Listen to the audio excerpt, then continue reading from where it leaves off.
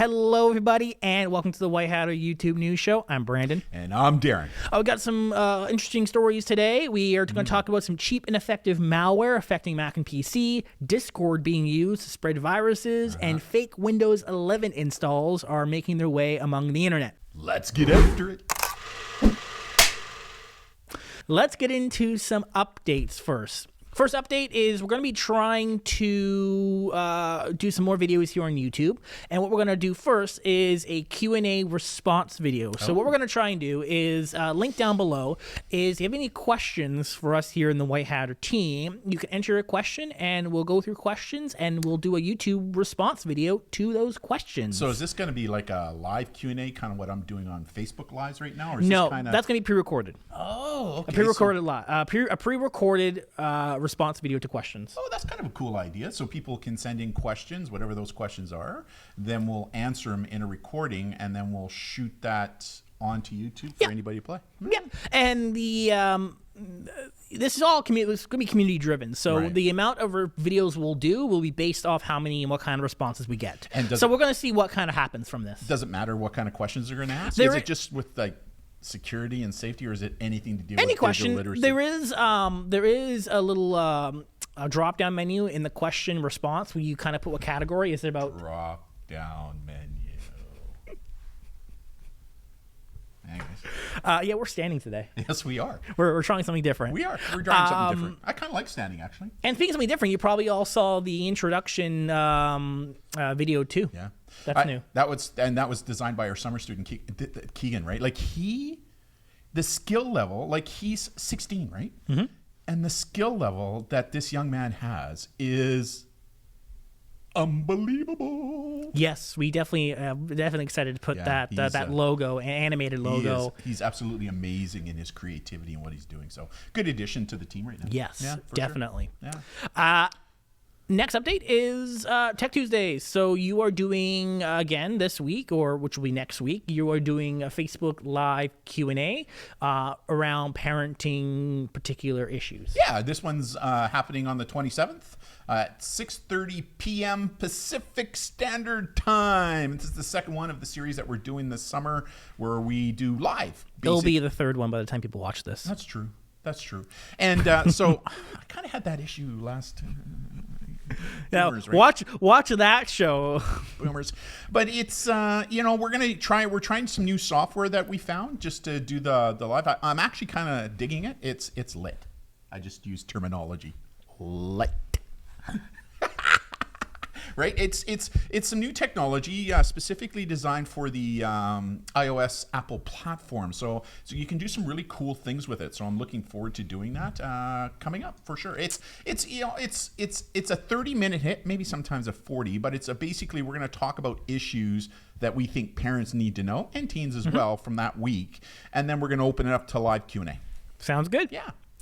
And last update is we're starting up those... Look at the size of my head in that picture. Like, OMG. We're starting back up the expert interviews, which will usually go up on Thursdays. Yeah, Thursdays. So we have a couple lined up already, and the first one is out. So check that out on our YouTube channel. Mia, she works with the MIST organization here. She works with youth that are at risk, and we talk about the issues surrounding online predation exploitation.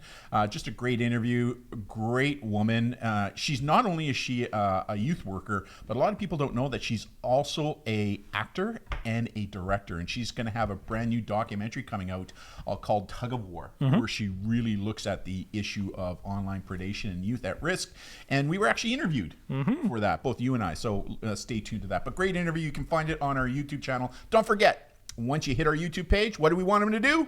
Subscribe to that YouTube page. I think we're only like 10 people away from hitting our 1,000 mark. Yeah. Pretty exciting. Cool. Pretty cool. Yeah, exciting. So let's get into some news topics. In the news. First news topic is $49 malware receives major upgrade to strike both Windows and Mac OS computers. Did you just hear yourself? What? Malware. Malware. It's malware. $49? Is this new? Nothing new. So originally this piece of malware was designed for Windows PCs, but researchers identified that it's been updated to affect both Windows and Mac. Oh, another reason why we always say, even if you're a Mac user, make sure you get proper malware protection on your devices. And $49 for not for the malware protection, but for the actual malware. Actually, malware protection can be about that price. It's usually it's between $50 and $60. That's true. But this is actually Canadian. Which is like $2 American Yeah. for the Americans that are watching right now.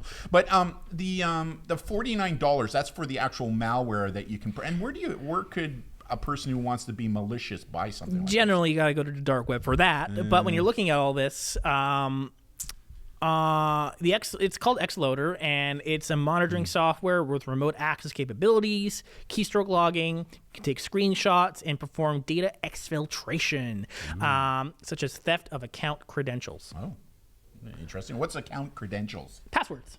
Oh, there you go. Usernames, passwords, those type of things. And you can buy it for $49. It varies. So I guess a really good way to utilize this, if I was a malicious person, was to purchase and then use it in a kind of like a phishing attack to get somebody to click on that link, right? Because that's the only way that payload is going to be delivered, right? Usually through a download, typically, yeah. Okay. Something to be aware of. Again, this is why we always say be very careful about any links that are sent to you from people you don't know, in your emails, in your text messages. Be very careful, right? And kind of speaking on that, this story kind of goes into the next story, which involves Discord. It's called a segue. Segue. You know what else a segue is? It's a thing you ride on. Scooter. It's a thing that you ride on. Yeah. Not a scooter, but kind of thing. That's basically also a scooter. No, it's not. Yeah, it is. No, it's not. Yeah. A scooter has two wheels that you push. I guess you can ride scooters now too. Anyways, Segways also have two wheels. oh, whatever. Yeah, you're right. It does. Well, no, not necessarily. I've seen something like a Segway that has one big wheel. Yeah, Like, there's a couple but of that's people not a here in Victoria Segway brand. That's true. Whatever, millennial. All right, malware. Aren't you going to call me? No, I'm not gonna say anything. All right. And malware increasingly targeting Discord for abuse. So this is nothing. I mean, Should it surprise us considering how popular Discord is?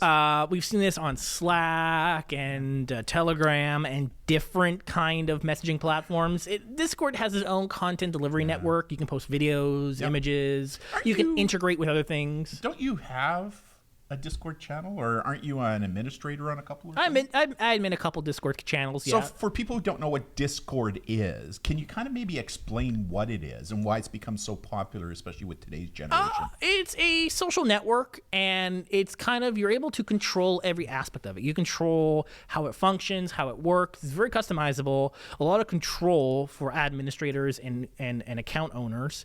So it's very useful for many ways, because you may not like how traditional social media like Facebook does things. You can kind of control who has access, different levels of permissions. It can get very complex, and it integrates all kinds of different add-ons and plugins. Yeah, I mean, we're seeing this a lot being teamed up with Twitch, right? Discord originally was marketed and designed as a gaming platform to communicate and coordinate with other gamers in your team or something. Right.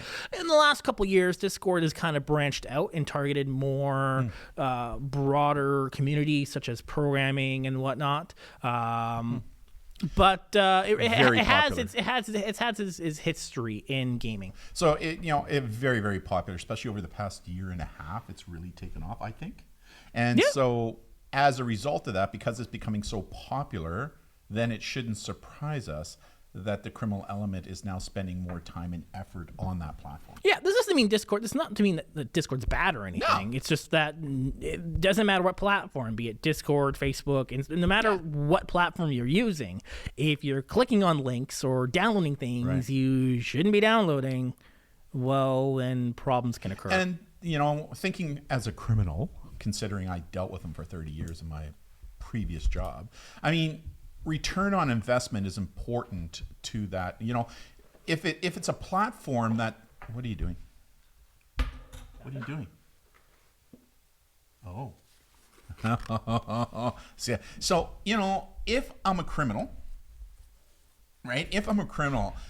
Why do I want to spend time on a service if it's not popular, right? Whereas, I'm going to target a platform where there's lots of people, because my return on investment of doing what I do as a criminal is going to be that much higher. So again, it shouldn't really surprise. What are you doing now? Oh my God. That's our Black Hatter look. Like, holy crow. But I mean, so it really shouldn't surprise. Now what are you doing? Oh, scary. He is scary. Things that he's been doing over the past couple of weeks with respect to some of the things that he's doing on other social media platforms, like you were dressed up like a dinosaur yesterday. That was a personal project, but yes. He got this huge dino suit, and which blows up, and he was doing. It's like, oh my God. We might feature that on the White Hatter. We might. And it was funny when you first got it. You scared the bejeebies out of your mom, right? Mom was closing the blinds in the house, and all of a sudden she's looking out, and there you are standing in the front of the house on this big rock, and this dino, and she screams and goes, yeah, whoa, what? That was good. Yeah, it was good. It was kind of cool. Maybe it might appear on one of our streams, but back to Discord. Shiny penny. Back to Discord. It shouldn't surprise us that the criminal element is targeted just because of its popularity, right? Mm-hmm. Yeah, for sure. What else we got? How to avoid Windows 11. Not how to avoid Windows 11. No. Sorry. How to avoid downloading Windows 11. No, what am I? Here, let me read it. How to download Windows 11 while avoiding malware. He said. I have a really good idea to prevent this. Don't use a Windows platform. Use Mac. Just saying. But anyways, back on this topic, right? So what's the big deal here? So researchers at Kaspersky have identified, since Windows 11 has been announced, we've seen an increase in fake downloads pretending to be Windows. Here's the installer, upgrade the latest version. Nothing new. Any Windows, any major PC update, we see that happening all the time. So it was to be expected. So if you're looking to upgrade to Windows 11 when that's formally officially released, download from the official website. And there's also a download, I believe, update in Windows 10, I believe.